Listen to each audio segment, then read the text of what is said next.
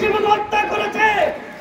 আমরা পরিষ্কারভাবে জানিয়ে দিতে চাই, যখন বিভিন্ন দুর্যোগ চলে, যখন দেশে কোনো প্রবলেম চলে, তখন আমরা মুসলমানরা তোমাদের মন্দিরের পাহারা দেই।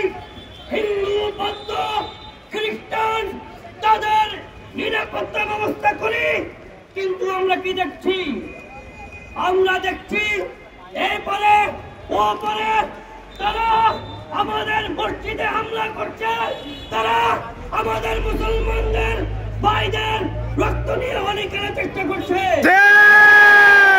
প্রিয় ভাই ও বন্ধুরা,